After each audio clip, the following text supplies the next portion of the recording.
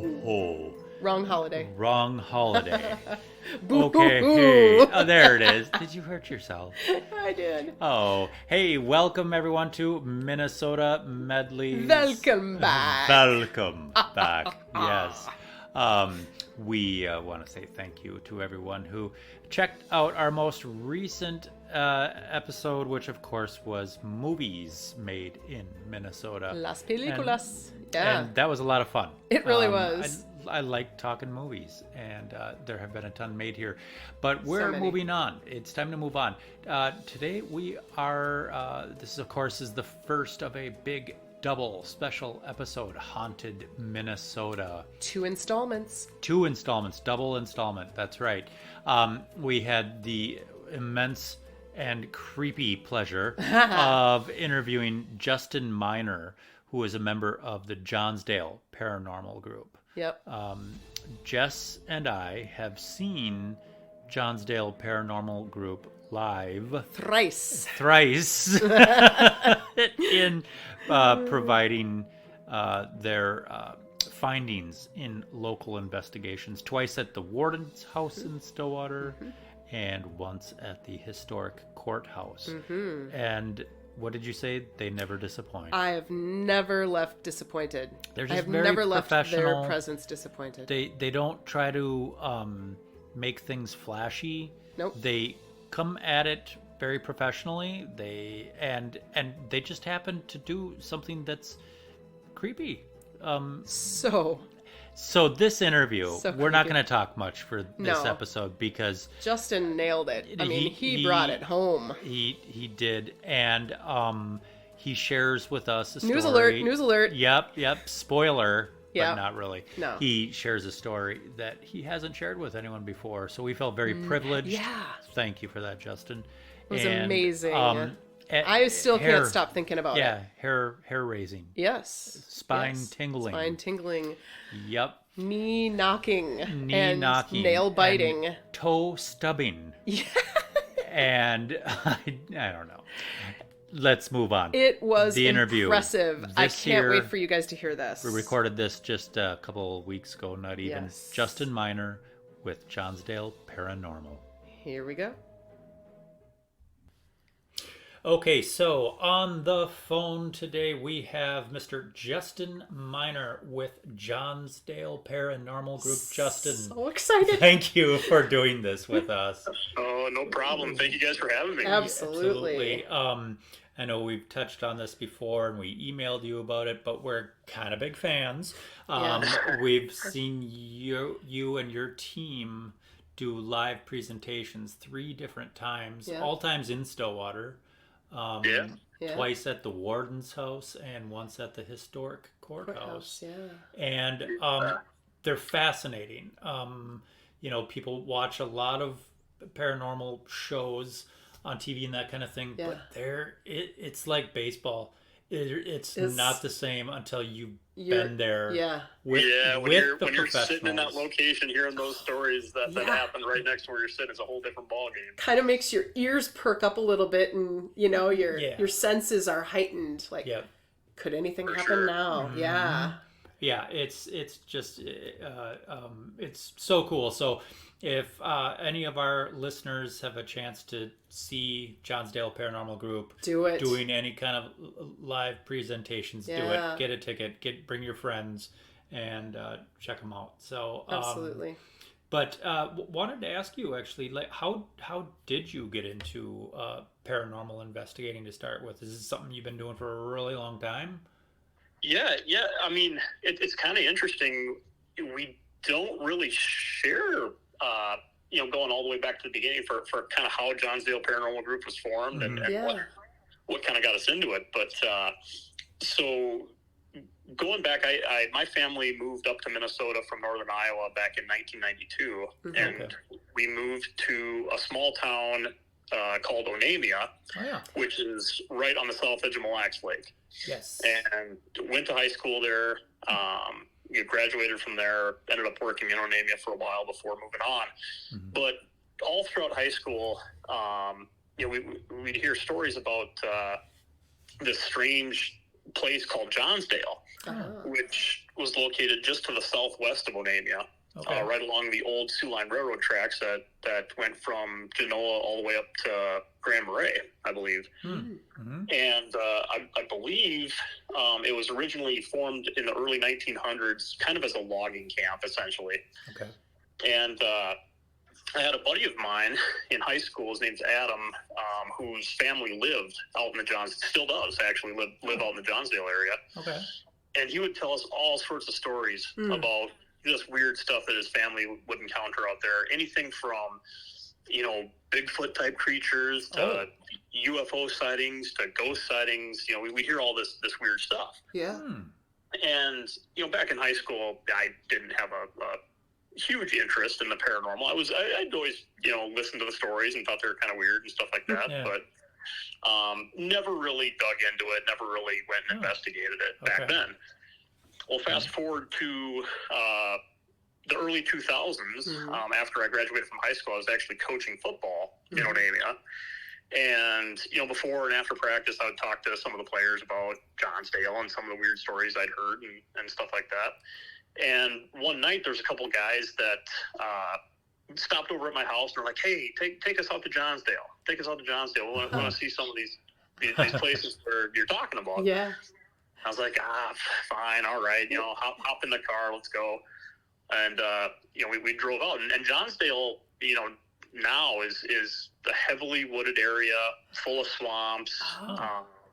There's people that live out there, but I mean, it's about maybe 10 miles outside of Onamia. Okay. Roughly, by the way of crow flies. Yeah. But there's just not much out there, Yeah. But, so this would have been probably late August of 2004. Okay. And it was, the sun was setting. It was in the evening, but we hopped in the car, and it was me and two of the guys from the football team. We drove up to Johnsdale, and I'm showing them, some of the areas and stuff like that. And we got back kind of by the where the original settlement of Johnsdale was, right along the Sioux Line tracks. Okay. And, the sun had gone down, so it was dark out. Uh-huh. And I had my first and probably to this day strangest paranormal experience of my life out there. Oh my gosh.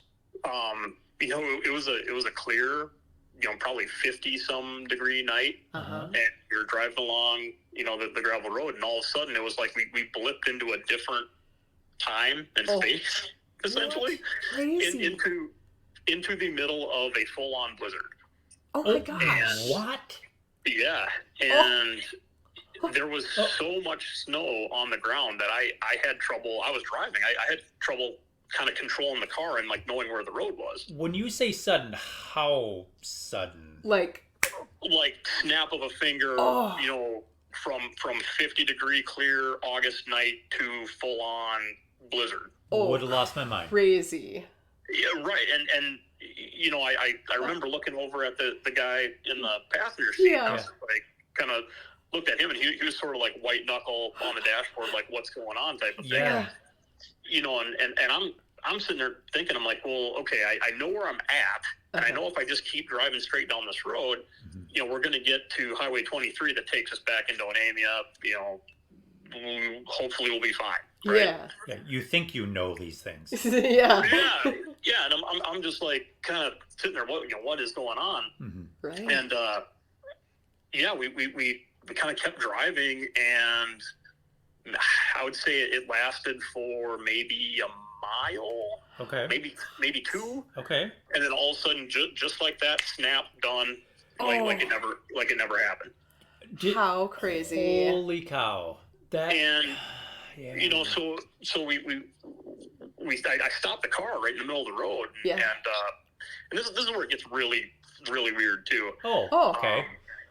It wasn't yet. As if it wasn't weird enough already. Yeah. Right.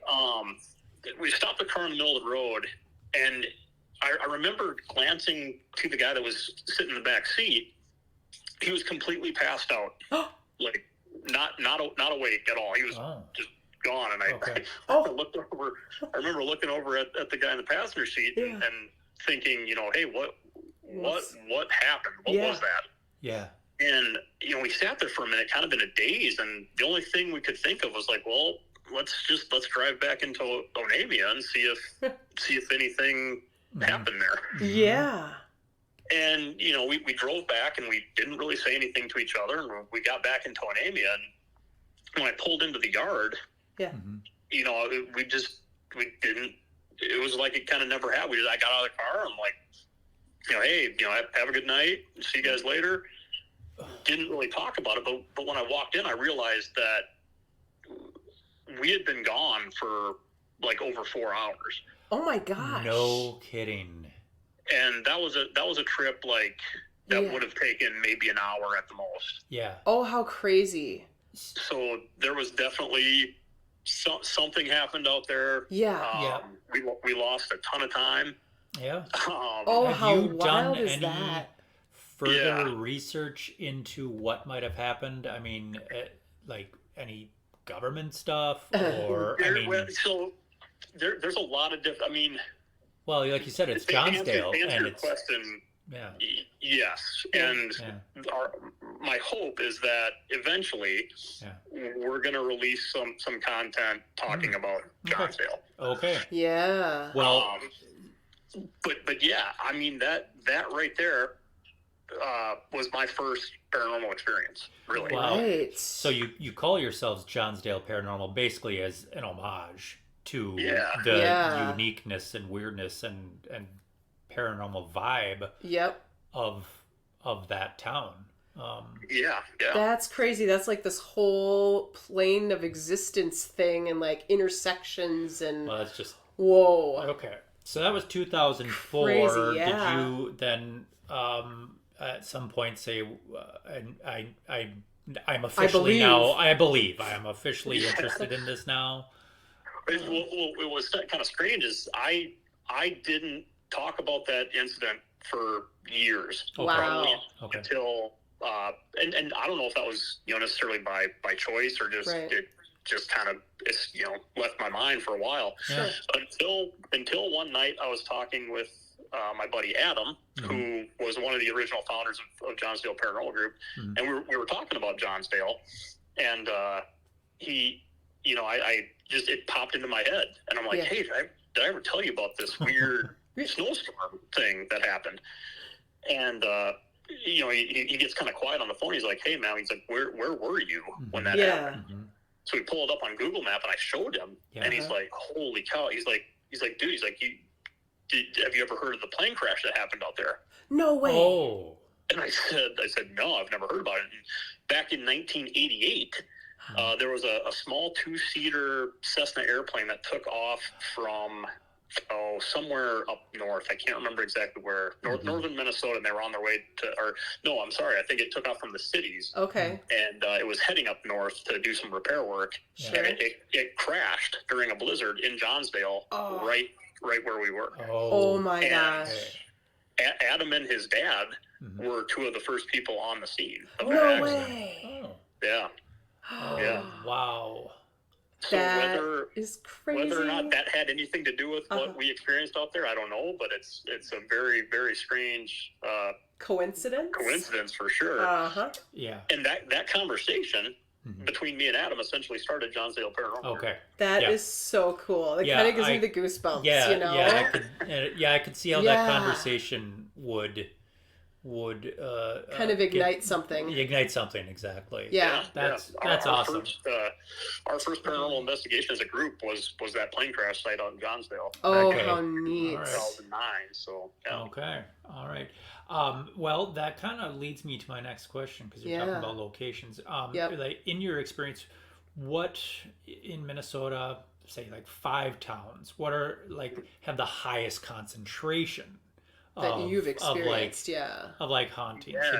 I mean, because I was thinking about this question. I was like, I don't want to ask what has the most hauntings, because that could be somewhere like St. Paul. Well, St. Paul has over 300,000 people. Sure. So, just what's some high concentrations, I guess. Yeah. Right.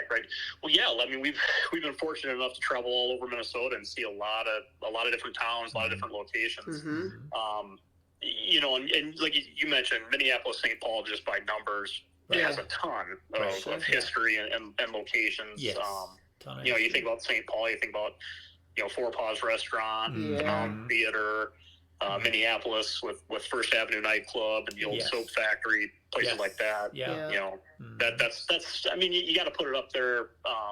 Those two together, just because of the sheer size and numbers. Absolutely. Right. But some other ones. I mean, Stillwater. I mean, the Warden's House Museum in Stillwater was kind of the first big, notorious public location that gave us a shot to come in and investigate. Okay. Yeah. Good. So I got a lot of love for Stillwater. Yeah. The old courthouse, the Water Street Inn. Yep. Yes. Those are all fantastic. And there's places that I'm leaving out for sure. A lot of the old historic homes in Stillwater, they're now B&Bs. They all have just amazing stories and history of strange activity, stuff like that. Yeah. We've spent some time up in Duluth. Duluth is a really cool spot. Nice. They have the William A. Irving ship docked down in Canal Park there. Mm-hmm.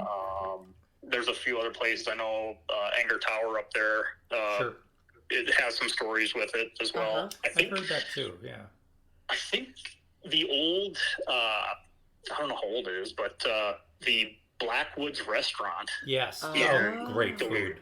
Has some stories. Love that place. Nice. Okay. Have you ever?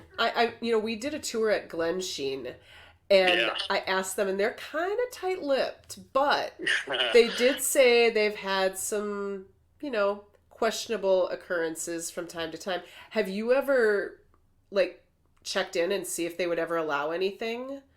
You know what? If there was one place in Minnesota that I could investigate, it would be the Glensheen Mansion. Okay. Yeah. Hands down. Absolutely, right? I believe the University of Minnesota runs the location now. They do. Yep. And they are pretty adamant that no paranormal investigating will happen at the location. And I get it. Yeah. I mean, makes sense. For those that don't know the story or the history of the Glensheen, back in 1977, a murder took place. In the property. Two. Yeah. It was Elizabeth Congdon, who was the daughter of Chester Congdon, who built the house. Yeah. And her nurse. Yep. Were tragically murdered in the location.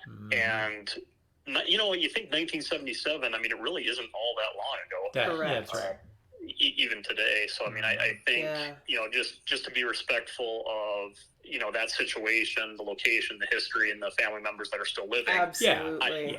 I get it. I get it why they wouldn't. But man, if they ever change their mind, man, that would be one. If I ever got an invite, I would drop what I'm doing. And no doubt. Yeah, exactly. That is a phenomenal we've heard the carriage house is a good spot. Heard there. things about the carriage house, and then also that stairwell. Or the stairway where the nurse was. Yeah. So interesting. So you said Duluth. Sorry, I got us off track. It's okay. Yeah, no, Duluth, fantastic. Yeah. A lot of history up there with the iron ore mining. Yeah. Stuff like that. One location, I think, if you're into the paranormal, you probably have heard of Mantorville. Oh yeah. I used to live in Owatonna. Yeah, there you go. Yeah. So just west of Rochester, Mantorville is one of the coolest towns, I think, in Minnesota. I mean, they have 3 or 4 locations down there within maybe 2 city blocks of each other that have. Isn't that wild? Some reported activity and I think we've been to the Hubble House restaurant down there. That was really cool. Yeah. Mantorville Opera House is cool. I think we had probably the most activity that we ran into down there was in the Restoration House Museum. Okay. Which is just up the street from the Hubble House. Mm-hmm. Really, really cool place. So yeah, Mantorville's got to be on that list too. Yeah. Very, very cool. So now you, this was going to tie into a question here that you kind of answered already. I was going to ask somewhere that you had not yet interviewed, or I'm sorry, not interviewed, investigated, Yep. but would like to. You said Glenn Sheen. Glenn Sheen Yeah. really is Yeah. kind of at the top of the list there. Yeah, Glenn Sheen would top that list. There's Yeah. a number of other places I would love to go check out that we haven't been able to get into. Okay. I've never been down to the Wabasha Street Caves. I hear It's that just- would be a pretty cool place to investigate. Yep. Always stories floating around for Yeah, that location. Yeah. How about, have you ever investigated somewhere where you either just ran out of time, or it's so active or so interesting that you're like, I gotta get back here? Any places like that stick out in your mind you really want to see again? In all honesty, I probably could go back to any place that we've investigated. But, Okay. Yeah. Okay. I brought up Manderville being on Yeah. that list. I think the last time that we were in Manderville was probably 2016. Okay. Oh, yeah. So it's been a while. Yeah. And, really, the things that we encountered and not only saw and experienced in person, but were able to capture on audio and video Uh-huh. at the restoration house there. I would absolutely go back in Okay. a heartbeat. Might have a whole new, brand new batch of ghosts. You never know. Just to see if anything's changed, see if it has a different feel. Mm-hmm. Do we get the same stuff that we got, Yeah. all those years ago, or is it different? Yeah. Yeah, I was going to ask, if you go back to a place, do you, is it a matter of adding some new equipment or changing Right. up questions or Pick up some where you left techniques, off. or pick up where you left off? Yeah, I think for us, we've always operated on what we could capture on audio and video. Okay. For the reason that when we our kind of goal with investigating the paranormal is what can I bring to the table to show somebody else that wasn't there that we could debate about, right? Okay. Yeah. Because there's not discounting anybody's personal experience, but Uh-huh. If that's all I have to go on, then I'm just telling you a story, Right. Yes, Right. exactly. If I can show you something, Yep. Mm-hmm. then it's something that we can kind of debate, right? Yep. Yeah. So, really, when we go investigating anywhere, we're really focused on our camera equipment and our audio equipment. So, Uh-huh. Yeah. outside of that, the toys and the gadgets and that type of stuff is cool, but we try not to focus as much on that. Okay. Uh-huh.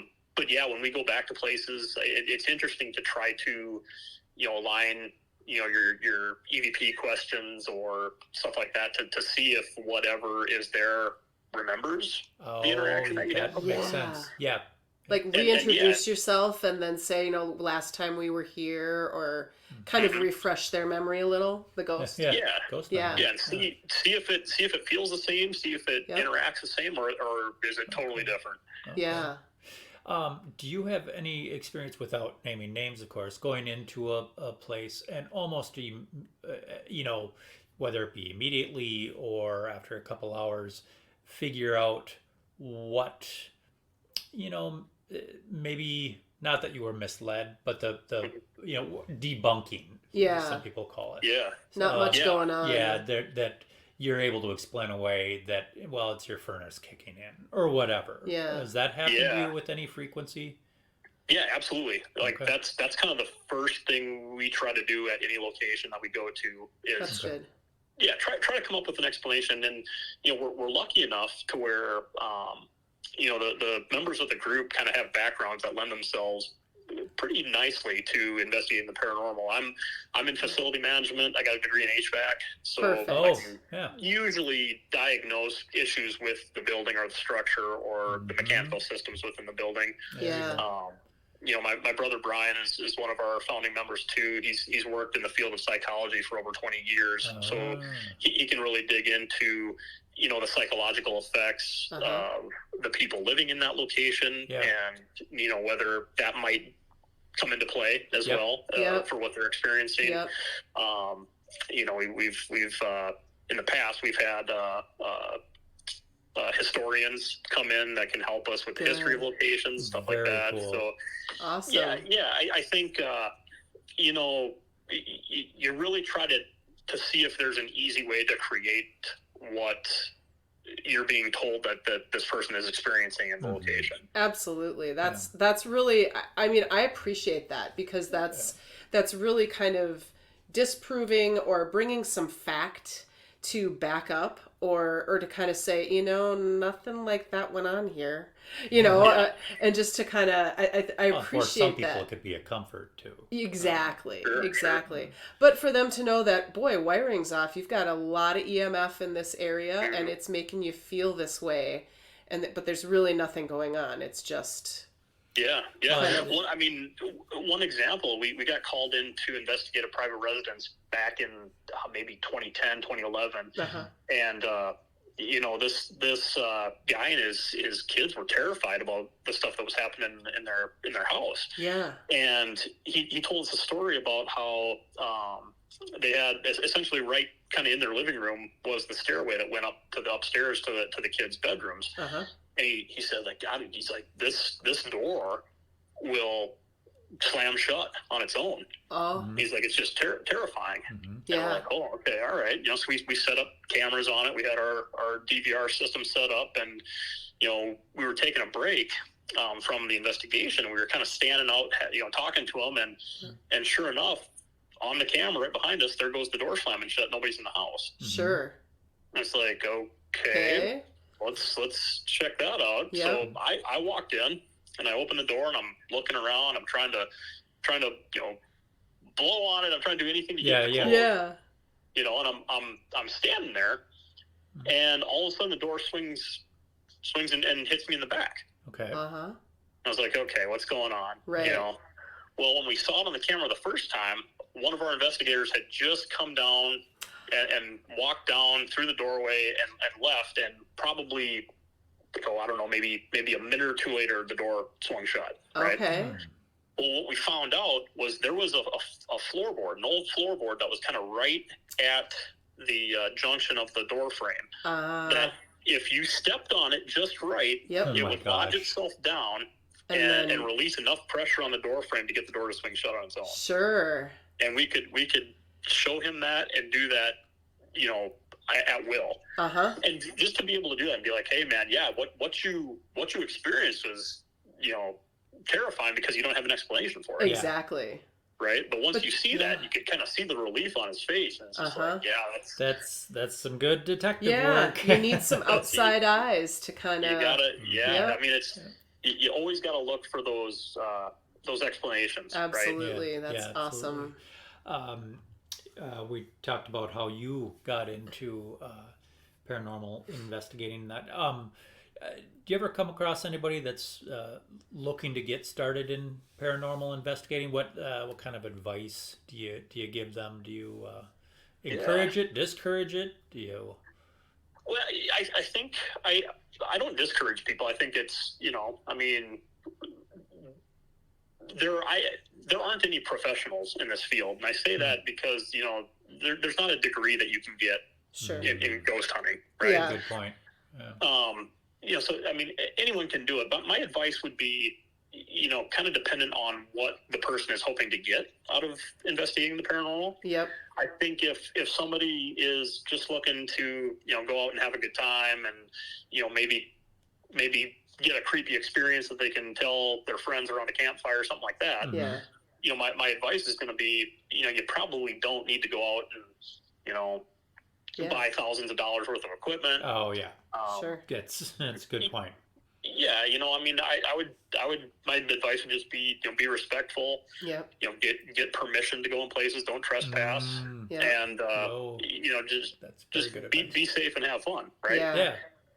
If your goal is to, come up with create a team or a group that, is trying to do this a little bit more as a, for lack of a better term, profession. Yep. And you want to be taken more seriously in the paranormal field. And there's certain things that you got to pay attention to. Yeah. Whether it's your online presence, whether it's a website or your social media, the type of stuff that you're posting online. Yeah. I guess I would suggest, again, start small. Sure.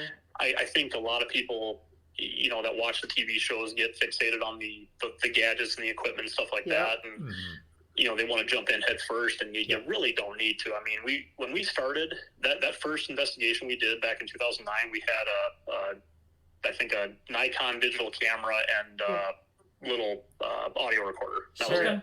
Yep. And it's basics. It's basics, and it's really about going in and experiencing the environment and being present for whatever is going to happen at the location.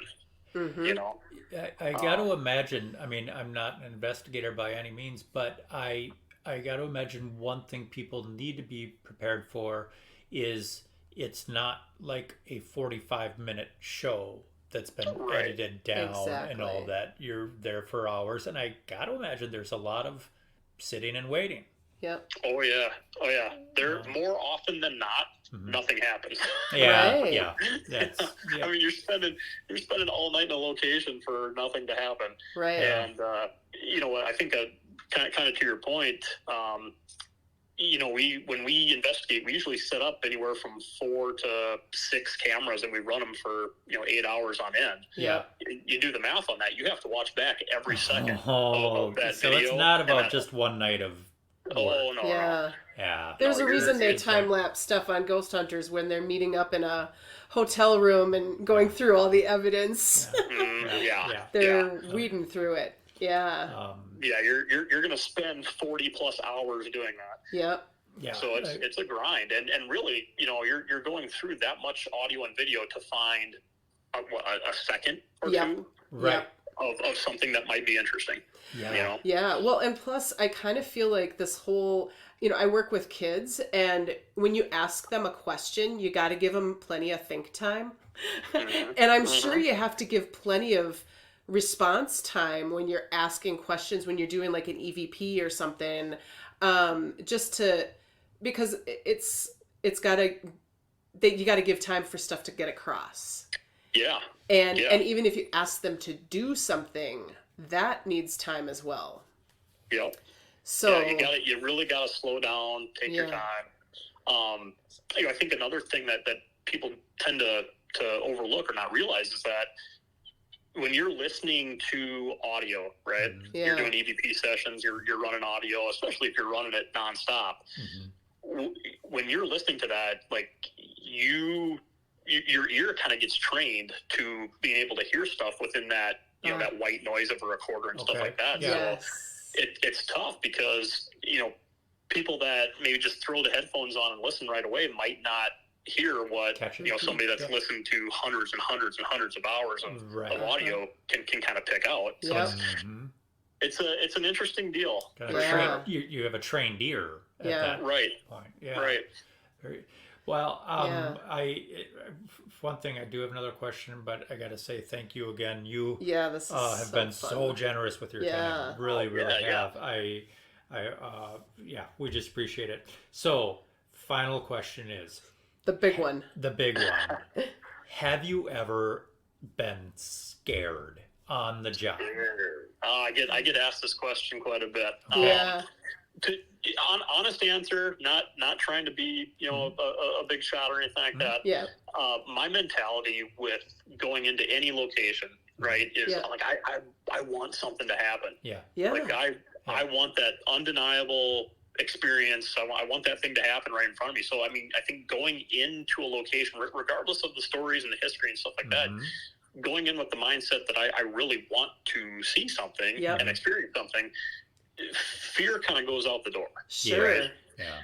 Now, that's not to say that something couldn't happen at the location that's going to startle you. I mean, startled is different thing. I mean, something moves on its own, or a door slams, or whatever. You're gonna be startled, but you're gonna get that little adrenaline rush. But I think if I was truly scared of a location, I don't know that I would be able to investigate. Okay. Sure. But there's been maybe one time that I can think of where I wasn't scared, but it was after we had an experience and we saw something, and it just kind of felt like, okay, you saw what you came to see, it's time to go. You know, so it was like, yeah, we should probably leave now. And it wasn't really fear based. It was just, you just kind of knew, right? Yeah. It was the Common sense kind of the feel of the environment, Okay. stuff like that. Okay. Yep. Interesting. We got what we came here for. Let's pack it up. Yep. Time to leave it alone now. Yeah. Well, Justin, you say that there's no such thing as professionals in this because of the degrees and that kind of thing, but I'm just going to disagree with you. Yeah. I just your history and the way you describe it and that kind of thing and your approach, and you talk about the team in a way, it sounds like you guys really hit things with an intelligent and professional blanket, if you will, the experiences in people's lives, their professions and training. Sounds like Johnsdale Paranormal Group is very, very professional. Top notch.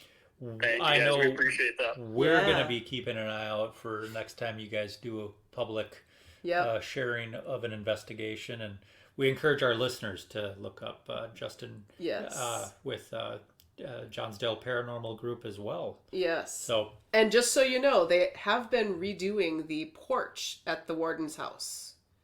Yes. Yes. So unfortunately, we are postponing our annual Warden's House presentation to next year. Okay. But that'll just make it that much better in 24. Absolutely. You never know what that renovation has stirred up. Yeah. Well, we'll be there. Yeah, we'll be there. We'll watch for it. Justin, thank you very, very much for your time. Great. Everyone, check out Johnsdale Paranormal Group. And again, thanks a lot, Justin. Yeah. Hey, no problem. Thank you, guys. I appreciate it. Absolutely. Appreciate it. See? Told you. Yep. Scary. And just excellent. Yes. Our thanks to Justin. Thank you. Super so nice much. guy. You'd never guess that he's in such a creepy business. So, thank you. Everyone, please visit minnesotamedleys.podbean.com and look into previous episodes. And you also have to look forward to our next episode. Tomorrow. Part of our double episode. Installment, We are interviewing Heather and Tony from Twin Cities Paranormal Society. Stay tuned for that. Thanks, everyone. Bye.